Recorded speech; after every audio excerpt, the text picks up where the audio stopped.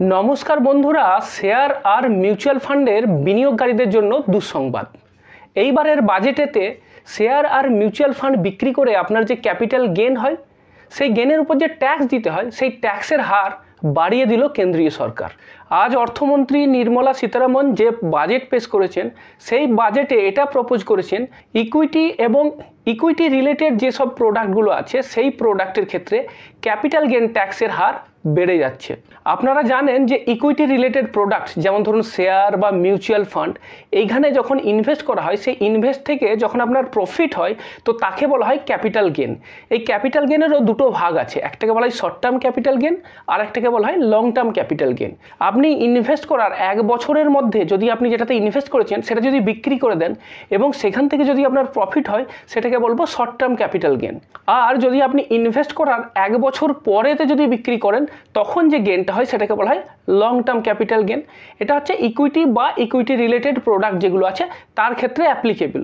তো আগে short term capital gain যেটা ট্যাক্স দিতে হতো সেটা ছিল 15%, কিন্তু বাজেটের নতুন যেটা প্রপোজাল এলো সেটাতে short term capital gain tax সেটা 15% থেকে বেড়ে 20% হয়ে গেল। তার মানে আপনাকে এখন বেশি ট্যাক্স দিতে হবে আপনার লাভের জন্য। মনে করুন আপনি কোনো একটা মিউচুয়াল ফান্ড কিংবা শেয়ারেতে ইনভেস্ট করেছিলেন, 1 লাখ টাকা ইনভেস্ট করেছিলেন। এইবার 1 বছরের মধ্যে কোনো একটা সময়ে, মনে করুন 6 মাস পরে আপনি দেখলেন যে আপনার ইনভেস্টমেন্টের ভ্যালু 1 লাখ থেকে বেড়ে 1,20,000 হয়ে গেছে। এইবার যদি আপনি এটা বিক্রি করে দেন, তাহলে আপনার গেন হয়ে যাবে, যেটাকে ক্যাপিটাল গেন বলা হয়, সেটা হচ্ছে আপনার 20,000 টাকা। তো আগে এইটার উপরেতে 15% ট্যাক্স দিতে হতো, মানে 20,000-এর উপর 15% যদি আমি ক্যালকুলেশন করি তাহলে 3,000 টাকা আসছে। তো আগে আপনাকে 3,000 টাকা ট্যাক্স দিতে হতো, কিন্তু এখন আজকে যে বাজেটে প্রপোজাল এলো সেটা কিন্তু বেড়ে গেল। এখন এই 20,000 টাকার উপরেতে আপনাকে 20% ট্যাক্স দিতে হবে, মানে আপনার ট্যাক্স লায়াবিলিটি বেড়ে গেল, আপনার ট্যাক্স হয়ে গেল 4,000 টাকা। তার মানে আপনাকে এখন বেশি ট্যাক্স দিতে হচ্ছে, তার মানে আপনার গেনটা আসলে কমে গেল। এইবার আসি লং টার্ম ক্যাপিটাল গেনের কথায়। লং টার্ম ক্যাপিটাল গেনেরও হার কিন্তু বেড়ে গেল। এর আগে পর্যন্ত long term capital gain tax ছিল 10%, নতুন যেটা হলো সেটা লং টার্ম ক্যাপিটাল গেন 12.5% হয়ে গেল, মানে 10% থেকে বেড়ে 12.5% হয়ে গেল। এর মধ্যে একটুখানি ভালো খবর এটাই যে লং টার্ম ক্যাপিটাল গেনের ক্ষেত্রে আমরা জানি যে 1 লাখ টাকা গেন পর্যন্ত কোনো ট্যাক্স দিতে হয় না। 1 লাখ টাকার বেশি গেন হলে সেই যে এক্সট্রা গেন তার উপরে ট্যাক্স দিতে হতো। তো আগে এই 1 লাখ টাকা যেটা এক্সেমশন লিমিট ছিল, এখন সেটাকেও বাড়ানো হয়েছে, 1,25,000 টাকা এক্সেমশন লিমিট হয়েছে। তো এখানেতে কি হলো, একদিকে একটু লাভ হলো, আবার একদিকে ক্ষতিও হলো, কিন্তু আপনি যদি দেখেন ঘুরিয়ে ফিরিয়ে আপনার ক্ষতির পরিমাণটাই বেশি হলো। তো একটা এক্সাম্পল দিয়ে দেখিয়ে দিই। মনে করুন আপনি মিউচুয়াল ফান্ডেতে 1 লাখ টাকা ইনভেস্ট করেছিলেন এবং 10 বছর পরে আপনার ভ্যালু হয়ে গেছে 4 লাখ টাকা। তাহলে আপনার প্রফিট কত হলো? 3 লাখ টাকা। এবং আগের নিয়মেতে কি ছিল যে এই প্রফিটের থেকে 1 লাখ টাকা আপনার এক্সেমটেড থেকে যাবে, অর্থাৎ 1 লাখ টাকার জন্য আপনাকে ট্যাক্স দিতে হবে না। তো 1 লাখ টাকা মাইনাস করে নিলাম, তাহলে ট্যাক্সেবল যেটা ইনকাম বা গেন হলো সেটা কত হলো? 2 লাখ টাকা।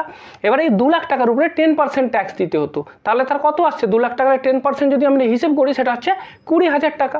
এইবার যদি আমি এই যে নতুন প্রপোজ রেট হয়েছে সেই হিসেব করে ক্যালকুলেশন করি, তাহলে আমার ট্যাক্স লায়াবিলিটি কত আসছে? ওই একই এক্সাম্পলটা নিলাম। মনে করুন আপনি 1 লাখ টাকা ইনভেস্ট করেছিলেন, আপনার 4 বছর পরে টোটাল সেল ভ্যালু হলো 4 লাখ টাকা, তাহলে আপনার প্রফিট হলো 3 লাখ টাকা। এবারে যে 3 লাখ টাকা আপনার গেন হচ্ছে, এখান থেকে আমার এক্সেমশন কত পাবো? এক্ষেত্রে এক্সেমশনটা বেশি পাচ্ছি। আগে এক্সেমশন ছিল 1 লাখ টাকা, এবার এক্সেমশন হয়ে গেল 1.25 লাখ। তো আমার এক্সেমশনটা বেশি আছে, তো আমি সেটা মাইনাস করে দিলাম 1.25 লাখ। মাইনাস করে দেওয়ার পর কত থাকছে? আমার থাকছে 1,75,000 টাকা। কিন্তু আবার এই 1,75,000 টাকার উপরে ট্যাক্স রেটটা বাড়িয়ে দিলাম, যেটা কিনা আগে 10% ছিল, এখন হয়ে গেল সেটা 12.5%। এবার যদি 1.75 উপরে 12.5% ট্যাক্স চার্জ করি, তাহলে এসে যাচ্ছে 21,875 টাকা। তাহলে দেখুন যে আগে আপনার 20,000 টাকা ছিল, এখন হয়ে গেল 21,875 টাকা। তাহলে আপনার তো ট্যাক্স বেশিই হলো না, আপনার ট্যাক্স বেশি দিতে হলো। এইবার অনেকে ভাবছেন ঠিক আছে একটুই তো বেশি হলো, কিন্তু না, এটা তো কম ভ্যালুর জন্য বললাম। যত ভ্যালু বাড়াবো না, আসলে এর ট্যাক্স রেটটা কিন্তু আরও বেশি হয়ে যাবে, বেশি টাকা আপনাকে ট্যাক্স দিতে হবে। 4 লাখ টাকা তো কিছুই না। ধরুন আপনি ইনভেস্ট করছেন, একটা বড় লামসাম অ্যামাউন্ট ক্রিয়েট করার জন্যই করছেন, তো অ্যাটলিস্ট 40-50 লাখ টাকা ভ্যালু হোক।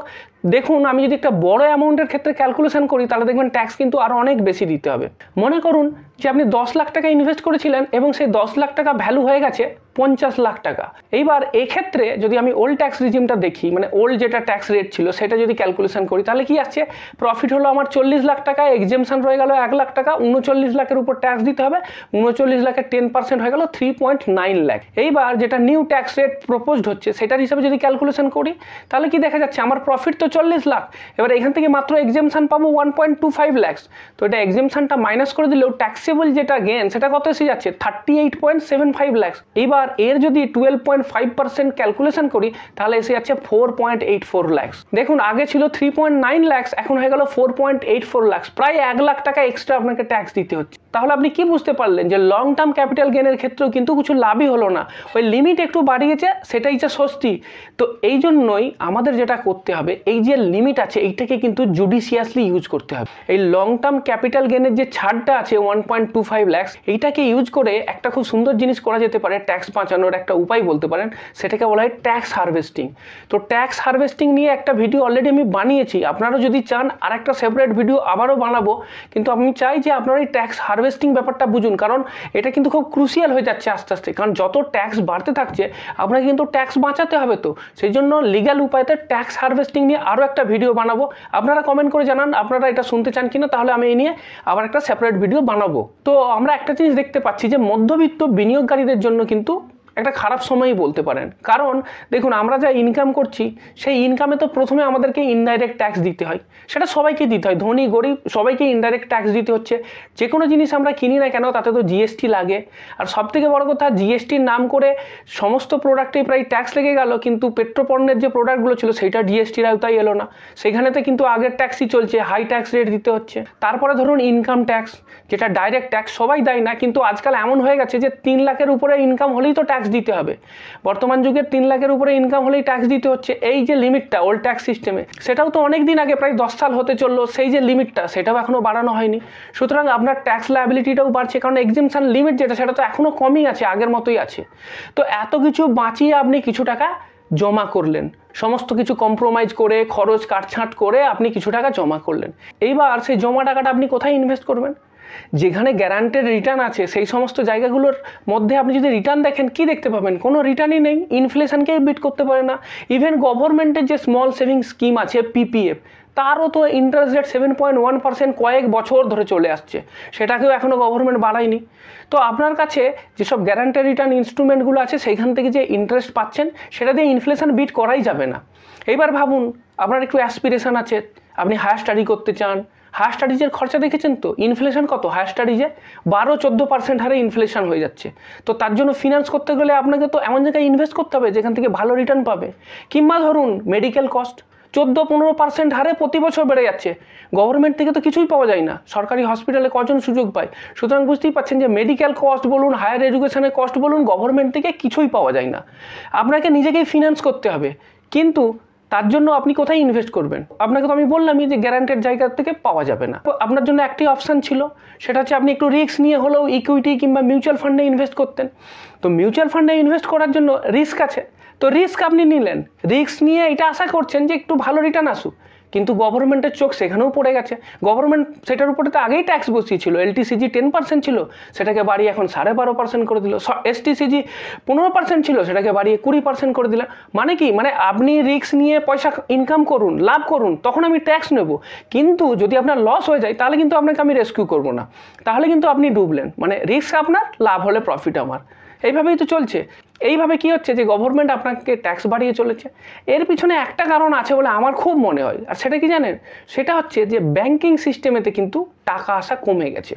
এই কয়েকদিন আগেই দেখছিলাম যে আরবিআইয়ের যে গভর্নর, তিনি এটা নিয়ে খুব কনসার্ন ফিল করছিলেন যে ব্যাংকে ডিপোজিট হচ্ছে না, মানে ব্যাংকেতে ফিক্সড ডিপোজিট বলুন, সেভিং অ্যাকাউন্টে লোক তো আজকাল টাকা রাখছে না, ম্যাক্সিমাম সব মিউচুয়াল ফান্ডে ইনভেস্ট করে দিচ্ছে, কারণ এখান থেকে ভালো রিটার্ন আসছে।